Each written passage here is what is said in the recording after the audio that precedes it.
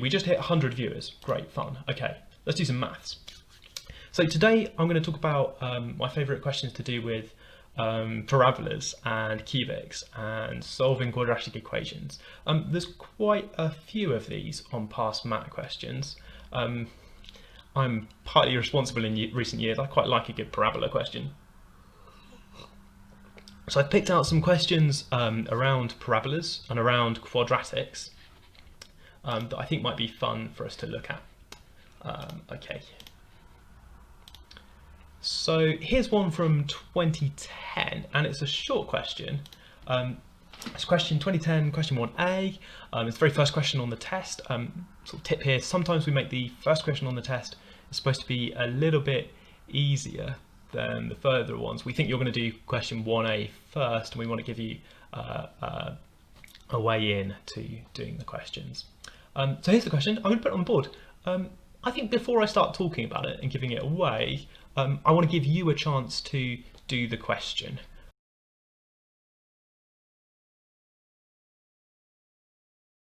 So I think the thing that most people did is probably something like this, thinking about this quadratic. I love AW. You've done pretty good work here. Don't let it go to waste, it says. I don't know about that yet. Drawing some sort of axes, it's got this root x is 1, that's a repeated root. You can tell because that axis is perfectly tangent to the quadratic, and it crosses at y equals 1 over here. So the person talking about the sketch, I think, said something interesting like you can see that when k is positive, so let's put another line in here. When k is positive, this is pretty clearly going to cross over. This is clearly going to intersect this parabola for k positive. I quite like this approach because, you know, that's information, right? We've said that if k is positive, we're not done, I suppose, but if k is positive, we've got solutions.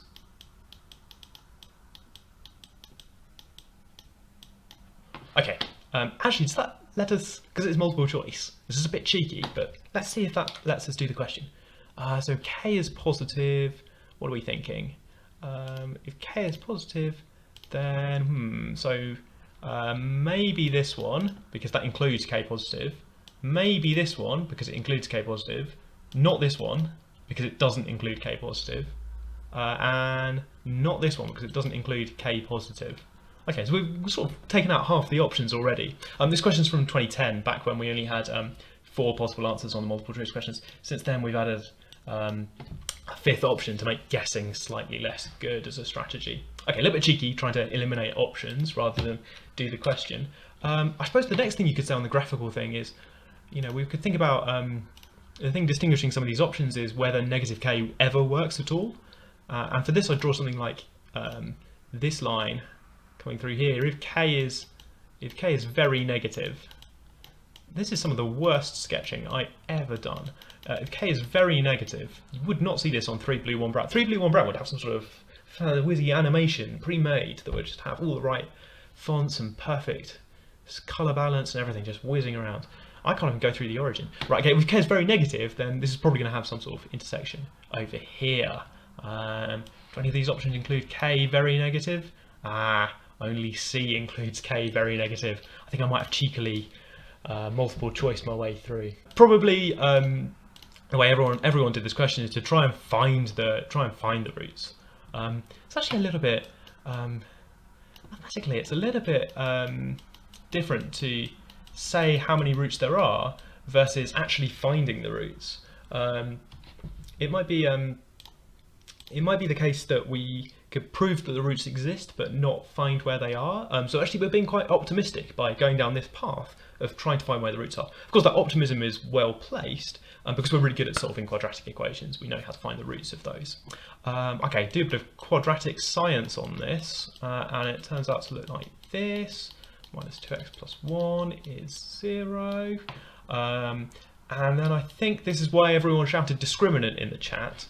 Shouting discriminant in the chat is the right kind of key step to say whether this has got roots or not. But the thing we know is to check whether this has got roots or not is to find the discriminant.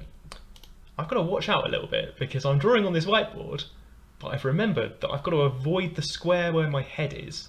That's the downside of this particular overlay. Right, okay. Okay, so what do we want to do? We want to do b squared minus 4ac. So we want to do, let's be precise, b squared minus, so this has got roots if, writing words, even though it's really hard for me to write words with a mouse, look, I'm writing words. I want my maths to make sense. Minus 4ac, oh that's 4, we want that to be roots, and I think we're allowed one root. Kind of existential doubt here. Does having one root count as an intersection? I guess that's probably going to depend on how you define intersection. It's one root and intersection kind of feels more like tangency. I guess we're counting that today. Okay, roots if this thing is positive. But here's why I really like this question. Here's why it's the quadratic question we're doing today. It's because the discriminant turns out to be another quadratic, a quadratic in K. And this is like Russian nesting dolls of quadratic equations. I just really like it that you start with a quadratic in X up here, and then you turn it into a quadratic in K. And you ask a pretty similar question, like where are the roots for this quadratic in K? So you can imagine in sort of K space, you could imagine having something like this to say, does this have, let's try and draw that quadratic, there we go. Does this have any roots where this is like K on this axis? It's kind of a different quadratic, it lives in a different space, and we want to know whether it has any roots or not. We want to know where it's positive. It's got these two roots at minus 4 and 0, and crucially from the shape of this particular quadratic, we can see that it's got it's positive outside that region. So that's why I like this question. It's kind of got a quadratic in a quadratic.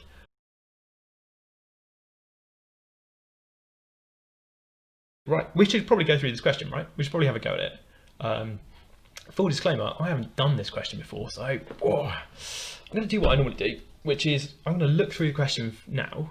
I've been looking at chat, not approving, not looking at the question. I'm going to look through the question, and I'm going to write on the question what I normally do on the test paper. So I like to write on stuff with sort of my ideas. So maybe this will be a kind of framework of how we do the question. Maybe not, we'll find out, I suppose.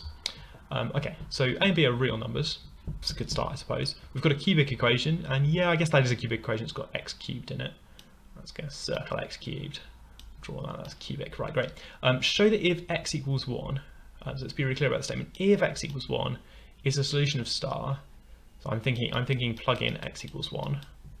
Oh dear, oh dear. We're now using writing on PDF is even worse. Plug in x equals 1 and see what happens. And then I'm asked for this thing. This thing looks like a quadratic in B. It's got an A in it as well, which is a bit unusual. But I'd like to plug in x equals 1 and see what happens. Okay. So it says there's some sort of range on B. Can I think about this graphically? Maybe I can think about this graphically, but the B appears in two different places, which is a little bit awkward. So maybe I don't want to think about this graphically. I kind of thought if B is just here, then I'd be thinking about, I'd be thinking about how high I could move the graph up and down to talk about whether that was solution or not. Right, okay. Show there is no value of B for which x is a repeated root. So that looks quite interesting. That looks like saying maybe I should try factorizing this. To say maybe I should try factorizing. If x equals 1 is a repeated root, then it would have to be something like this with some other number. Maybe I could try and prove that it's not that. I suppose there could be a coefficient out the front as well. If with 1 is a repeated root, then it would have to look a bit like that, I suppose, factorizing it down. There's a cubic, so the leftover term would have to be a linear term. Given that x equals 1 is a solution, find the value of b for which star has a repeated root. And someone in the comments said, hang on, isn't that a contradiction? And it's, the first time I read it just now, I thought, what? Because we just said there's no value of b where blah blah blah repeated root, and now find the value of b for which this has a repeated root. And the get out of jail card is that the previous part was talking about whether x equals 1 was the repeated root, and this one is talking about whether it has a repeated root. my first reaction is I should probably try and find the roots of this quadratic, of this cubic. I don't really want to, so I might think about other stuff I could do. I might say, given that x equals 1 is a solution, find the value of b. So I know that b is somewhere in this range, and find the value of b for which star has a repeated root. We know it's not going to be x equals 1.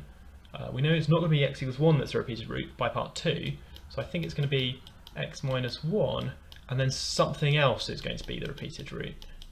Can I set this cubic equal to the cubic in the question? And maybe that'll be a condition on, I guess, a and b. It's going to be a bit surprising that it's independent of a, I think. A bit surprising a hasn't been in any of these parts of the question yet, to be honest. So we might plug that in, and then we might think about, okay, for that particular value of b, so there's a repeated root somewhere else, and 1 is also a root. So it feels like we know what this cubic is now. Does this cubic, is that the same one as before? That's the same cubic, or that cubic we've been talking about all along. I suppose I'd quite like to just talk about this cubic as f of x or something all the way through. Just have a maximum or a minimum and its repeated root. So we're going to think about whether this cubic looks like having 1, or whether it looks like having a root at 1 and then something else, or whether maybe it could look like having a repeated root over here and then a root at 1 over here. I think those are the two possibilities, that it could have a repeated root like that, or like that, one of those two possibilities. So my plan for this part, I guess, is I've drawn some sketches. I'm just going to check whether my other root is bigger than 1 or not, or bigger than or less than 1. And by knowing a bit about what cubics look like, that should tell me whether it's the maximum or the minimum. Okay, right, that's my plan. I'm going to pause briefly. Let's go. I've even minimized chat so I can focus on getting this right. Okay. Mad method. I'm going to do this. I believe in myself. Okay, so I'm going to plug in x equals 1 and try and find this inequality. So let's do that. Let's plug in x equals 1. So when I plug in x equals 1, I get 1 plus 2b minus a squared minus b squared is 0. That's my condition for what b could be. Okay, bit suspicious. Why have I got an equation for b involving a? What can I say about this?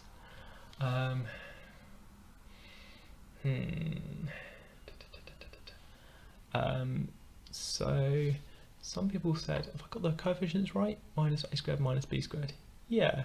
So some people seem to be saying that this looks a little bit like b plus 1 squared, but it's not, is it? It's not the case that this is b squared minus 2b plus 1. I want it to be that, but negative, right? But it is not that. I like these terms. It's not that though.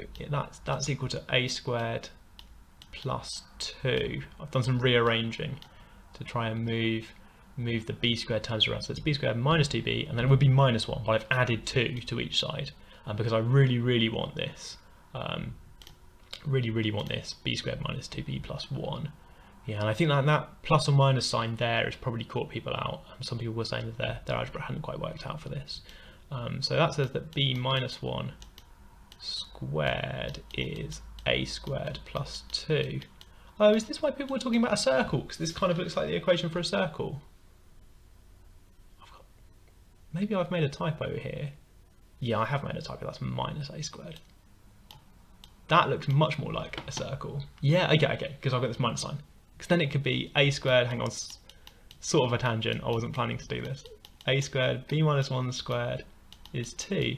Yeah, in AB space, that's a circle. So then b is limited. I love that. That's great. People talking about a circle, gold star. What a great idea. This is in AB space.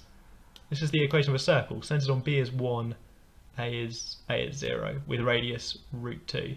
So b is stuck in some range, center value, which is 1 plus or minus radius, which is root 2. That's lovely. Brilliant. I wasn't going to do it like that. I was looking at this where I've got this minus a squared. I think I was going to say that this is a squared is definitely some positive thing, right? And this question's got inequalities in. So my suspicion when I got down to this equation was that I should say something like I don't want a's, I just want to do an inequality. So I'd say something like b minus 1 squared. You know, a squared is some positive number. I don't really care what it is, but this is definitely true. This is less than 2. This is a result of this. Because a squared, when we subtract a squared, we're subtracting some positive amount. Cool, okay. And I think that means that if b minus 1 squared is less than 2, that means that b minus 1 is somewhere between root 2 and minus root 2, where I'm sort of inspired by the answer of the question, but also I'm thinking carefully about quadratics in B. This is a quadratic in B with, you know, roots at 1 plus root 2 and 1 minus root 2, and it's negative in between those roots. Cool. Either way, this lovely circle thing. This is my circle diagram, by the way. If I had more space, I'd have done a much better circle diagram. Lovely diagram, but this margin is too small to display it. For part 2, show there's no value of b for which x minus x is 1 is a repeated root of star. So here we go. Let's go I. Let's zoom in. Let's say if x equals 1 repeated root, then, and I suppose what I'd say is that x squared minus 2x plus 1 is a factor by the factor theorem. So the factor theorem says if 1's a root, then x minus 1 is a factor. I'm going to apply that twice, and if I apply that twice, then I've got x minus 1 squared as a factor. I've got this thing going on. And I'm going to try and do polynomial division to say that this is not the case. Maybe this is mad. Maybe this is mad. This is a bit mad. Okay, well, yeah, you could go for it. So I'm going to try and do polynomial division. But x cubed, and I've written but kind of, I'm hoping that this doesn't work, which is a bit odd, but hey, I like peppering little words in. X squared minus b squared is equal to, let's put an x in, so it's x times x squared minus 2x plus 1. I'm trying to factorise. Some people learn proper techniques for doing polynomial division. I'm a bit lazy, I never really learnt the techniques, I just try to write down true statements. This is not a true statement yet, because I need to put in some more terms to try and hurriedly make it true. What is this? 2b, and then I've got minus 2x squared, and I don't want the 2x squared, so I'm going to add on 2x squared, and I've got minus, I've got a plus an x, but I don't want a plus an x, I want minus a squared x, so I should put my minus a squared x here and subtract an x to cancel out the x from over here, and I've still got minus b squared. Cool, how am I doing? Fine. This is so this is x times x squared minus 2x plus 1. Can I just say that 1's not a root of this? Probably not yet. Not yet, maybe. Oh, so there's a kind of cheaty way where I try and plug in x equals 1 now and say, is this thing going to be a factor of... No, I should stick to my crazy method. So I'm going to try and take this factor out of x squared. This is another x squared minus 2x plus 1. And then there's going to be a leftover term, crucially, here. And I'm going to show that the leftover term is not 0. It seems like I'm doing a lot of work, and which I totally regret. But you voted for this. You voted for this. You did this. I have noticed that you've also voted for the TikTok. That has not escaped my notice. 2bx. I think I want all these x's, and I've also got minus 2b plus 2. Goodness me, what a load of mess. And I think I just want to say that that's not 0. Remainder, so here's the remainder. If I've got the algebra right, which I could definitely not have got the algebra right, but my remainder has constant term, let's try and get this, has constant term minus 2b plus 2, which is not 0, because b is not minus 1. Doesn't really feel like how I was supposed to do this, but hey, b's not minus 1, right? Because this thing is, because b is in this range. I should write another line in here to say that minus 1's not in this range. Yeah, because if x is 1 as the solution, then b has to be in this range. If x is 1 as a repeated solution, it's a root. So yeah, but my repeated term, if I've got all the algebra right, so unlikely that I've got all the algebra right. Yeah, no, I think I've got the algebra right, or at least this bit of algebra right. The remainder is non-zero. Cool, right.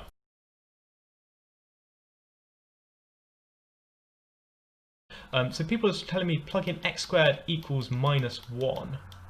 Of course, x squared can't actually be -1 because squares are positive, and complex numbers aren't on the math syllabus, so I'm not expecting you to know about complex numbers. But morally, I suppose the kind of two-step way is to say something like plug in u equals x squared. Think about this as a polynomial in u, and then talk about whether u plus 1 is a factor, and that just about works. That kind of makes it less clear that I'm plugging in x is plus or minus I. Okay, but if I plug in x squared is -1, that's equivalent to x squared plus 1 being a factor, and it works out as saying is 2 to the n minus, so -1, 2 to the n x squared is -1 times -2 to the n equal to 0. And that is only the case. Oh, is this 2 to the 2n? Yeah, this is 4 to the n, isn't it? X squared is -1. X squared is -1, so x to the 4 is, yeah, typo. Well, not even a typo, I just did it wrong. X to the 4 is 1. X to the 4 is 1. 3 plus 1 is 4. Quick maths. 4 to the n minus 2 to the n minus 2 to the n. Is this thing 0? And I think it's only 0 if n is even. Even n, because I want -1 to the power of even is 1. -1 to the power of odd number is -1, and then it doesn't work because 4 to the n is not 0 for any n. Okay, so I think I want the answer to be B.